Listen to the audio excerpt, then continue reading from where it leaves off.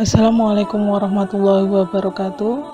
Saya akan melanjutkan kisah sebelumnya, yaitu Khalid bin Walid, pedang Allah yang tak terkalahkan, bagian 2.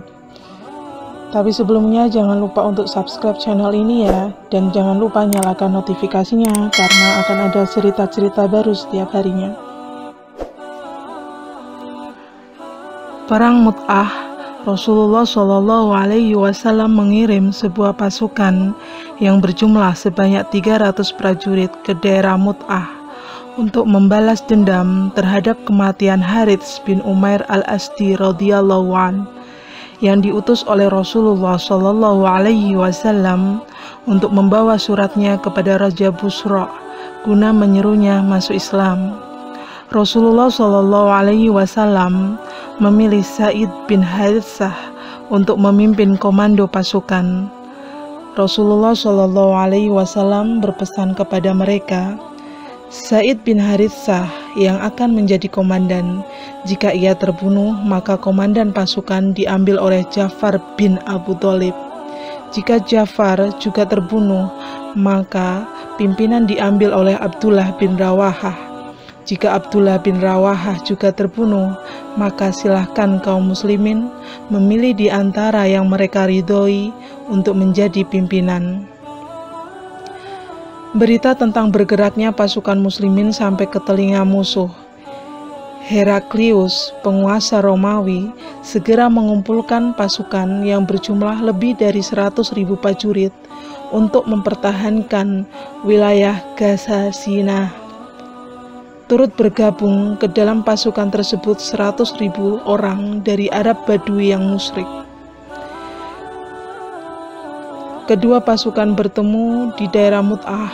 Peperangan sengit pun mulai berkecamuk, sebanyak 3.000 orang menghadapi serangan 200.000 orang.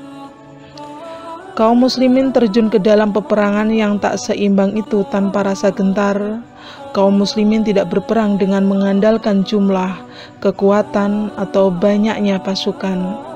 Mereka berperang dengan agama yang Allah telah muliakan mereka dengannya. Mereka menyongsong pintu-pintu syahadah dengan penuh sukacita dan keberanian yang menakjubkan.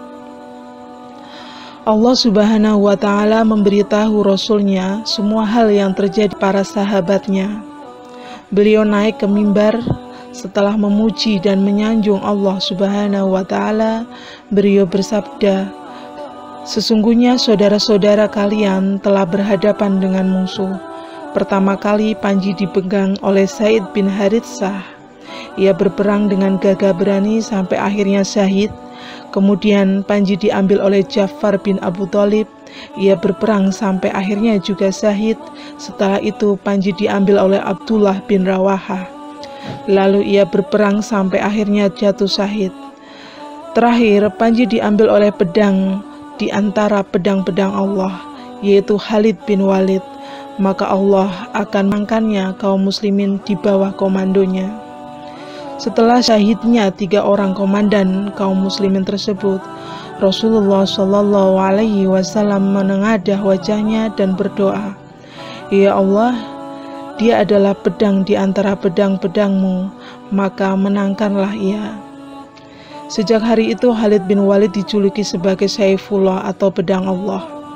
Kejeniusan Khalid bin Walid secara militer tampak jelas di perang Mut'ah. Setelah gugurnya 3 orang komandan sebelumnya, mulanya panji diambil oleh Sabit bin Akram radhiyallahu an. Panji itu dipegangnya dengan tangan kanan dan diangkatnya tinggi-tinggi di tengah-tengah pasukan muslimin agar kaum muslimin tidak kocar-kacir. Belum beberapa saat, Sabit bin Akram memegangi panji itu. Ia segera berlari menuju Khalid bin Walid dan berkata kepadanya, Ambillah panji ini, wahai Abu Sulaiman. Dengan penuh adab dan rendah hati, Khalid berkata, Tidak akan aku memegang panji itu. Engkau yang lebih berhak memegangnya karena engkau lebih tua dan ikut dalam perang Badar. Sabit bin Akram berkata, Ambillah karena engkau yang lebih berpengalaman dariku dalam perang. Demi Allah, aku tidak mengambil panji ini kecuali untuk menyerahkannya kepadamu. Kemudian Sabit bin Akram berteriak kepada seluruh pasukan, "Apakah kalian ridho dengan kepemimpinan Khalid?" Mereka serentak menjawab ya. Khalid segera mengambil panji dengan tangan kanannya dan membawanya ke depan barisan. Ia berperang dengan sangat berani, tidak pernah melihat orang seberani dirinya. Sampai ada 9 pedangnya patah di tangan, dan tidak ada satupun yang tidak terkena luka kecuali bagian kanannya. Dengan pasukan yang terbatas itu sepanjang siang di hari pertama peperangan, ia berhasil bertahan di hadapan lautan pasukan Romawi yang sangat besar.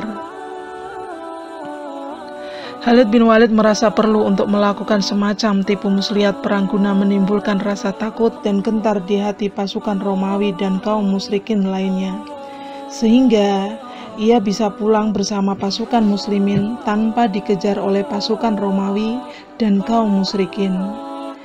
Ia sangat menyadari bahwa untuk bisa lolos dari cengkraman mereka sangatlah sulit.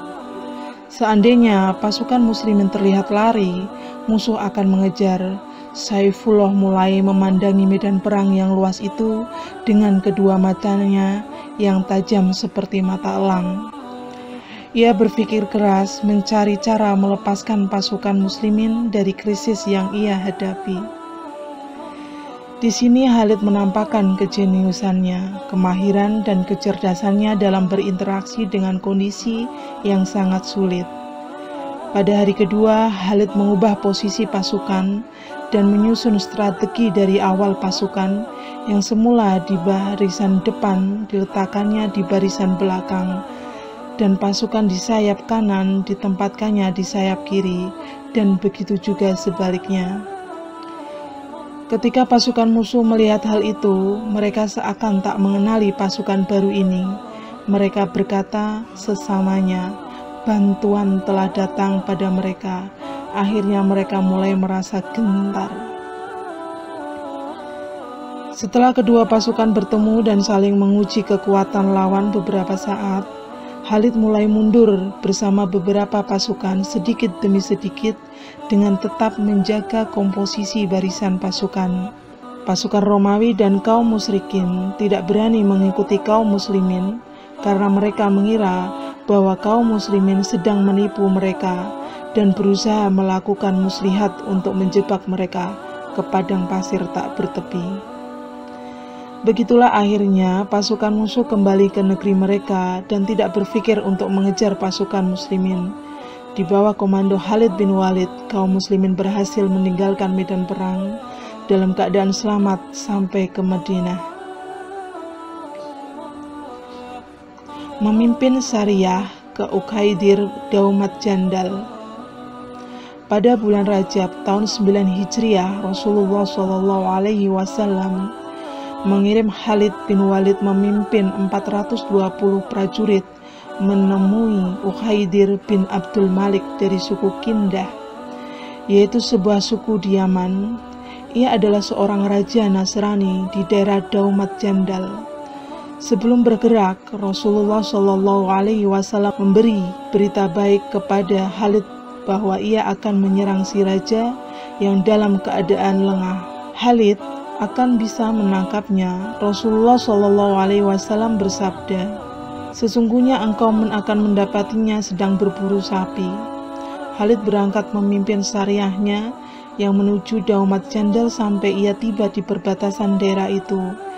Ia sudah bisa melihat dengan jelas keadaan di dalam daerah tersebut. Ukhaidir Abdul Malik adalah seorang yang sangat gemar berburu sapi.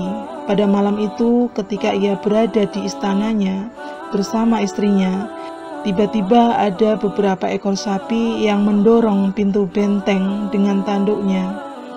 Istrinya memandang dari atas pintu benteng dan menyaksikan ulah sapi-sapi tersebut. Dengan penuh heran, istrinya berkata, "Apa engkau pernah melihat hal seperti itu sebelumnya?"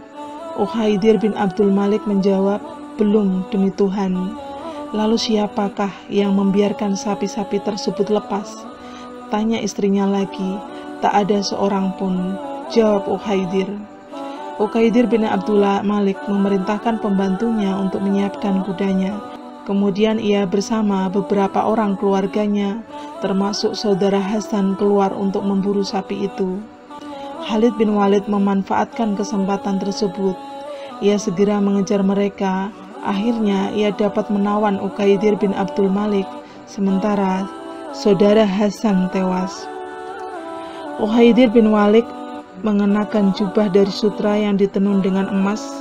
Para sahabat sangat takjub melihat jubah tersebut, akan tetapi Khalid adalah seorang yang tidak tertarik pada kesenangan dan perhiasan duniawi.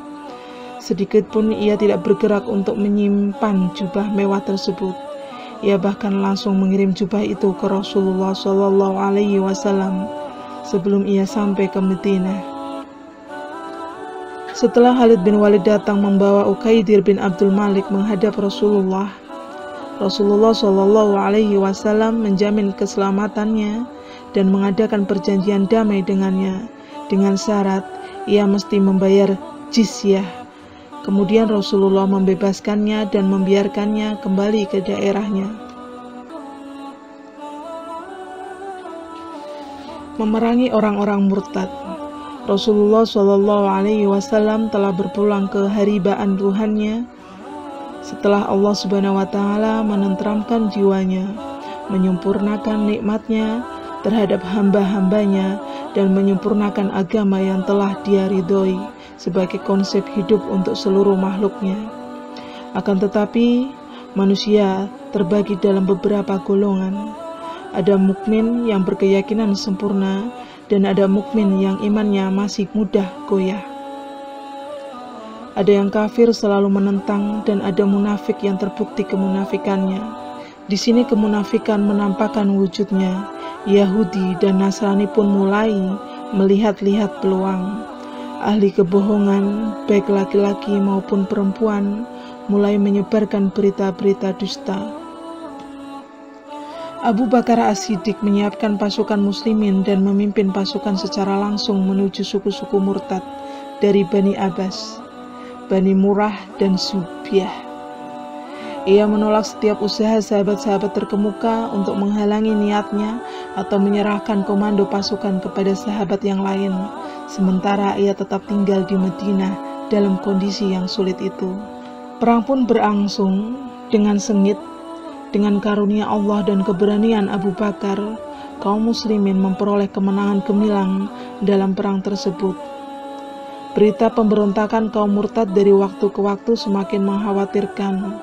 Akhirnya As-Siddiq kembali berniat untuk memimpin pasukan kedua ini secara langsung. Para sahabat terkemuka sudah tidak bisa menahan diri lagi. Mereka telah sepakat agar khalifah tetap berada di Madinah.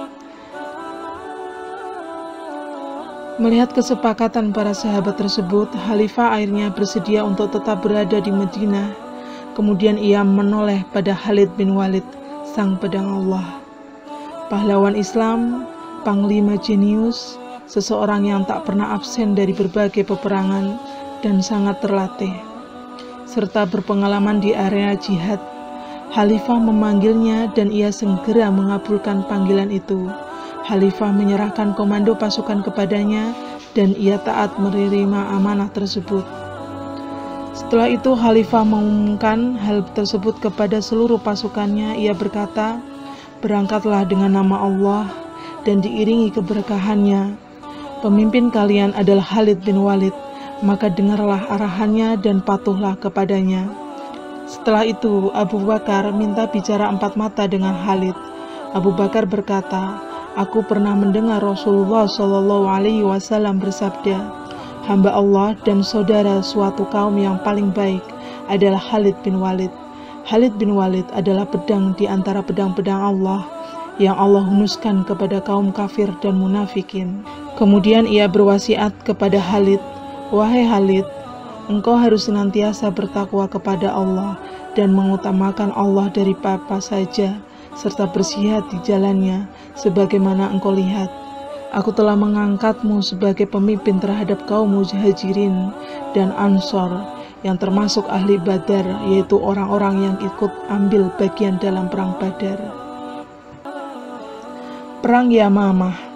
Khalid bin Walid membawa pasukan dari suatu peperangan ke peperangan yang lain, dan dari satu kemenangan pada kemenangan yang lain, sampai pada peperangan yang sangat menentukan, yaitu Perang Yamamah. Di Yamamah, Bani Hanifah berserta suku-suku lain yang bergabung dengan mereka telah mempersiapkan pasukan murtad yang paling berbahaya yang dikomandoi oleh Musailamah. Baru saja Musailamah mendengar bahwa Khalid bin Walid bersama pasukannya sedang menuju padanya, ia segera mempersiapkan barisan pasukannya dan menjadikannya benar-benar menjadi bahaya yang hakiki serta musuh yang menakutkan bagi muslimin. Musailamah datang dengan penuh cangkak dan sombong. Jumlah pasukannya sangat banyak dan panjang, seolah-olah barisan itu tak berujung. Khalid menyerahkan bendera dan panji pada masing-masing komando sayap pasukan. Kedua pasukan pun bertemu, dimulailah peperangan yang sangat menegangkan. Berturut-turut syuhada muslimin berguguran. Khalid menyadari keunggulan musuh dari segi jumlah. Akan tetapi, dengan pandangan yang dalam dan cerdas, ia menangkap satu titik kelemahan dalam pasukannya, yaitu kebanyakan mereka adalah Arab Badui yang baru masuk Islam. Kemudian Khalid menyuruh, "Wahai kaum Ansor." Kaum Ansor datang kepadanya satu demi satu. Kemudian ia menyuruh lagi, "Wahai kaum Muhajirin." Kaum Muhajirin pun berkumpul di sekitarnya. Lalu ia ulang kembali formasi pasukannya di medan perang. Ia tempatkan pasukan dari Arab Badui di bagian belakang. Kemudian ia menyeru, "Jagalah jarak dari yang lain. Hari ini kita akan melihat ketangguhan masing-masing kelompok." Mereka mengambil jarak satu sama lain. Kaum Muhajirin berada di bawah satu panji, dan kaum Ansor juga berada di bawah satu panji. Dalam hitungan beberapa menit saja, arah peperangan berubah. Sekarang kaum Musailamah yang jatuh berguguran, bagaikan laron yang berjatuhan. Arena perang dipenuhi jasad pasukan Musailamah sampai akhirnya ia binasa. Demikian kisah Khalid bin Walid, pedang Allah yang tak terkalahkan, untuk bagian 2. Wassalamualaikum warahmatullahi wabarakatuh.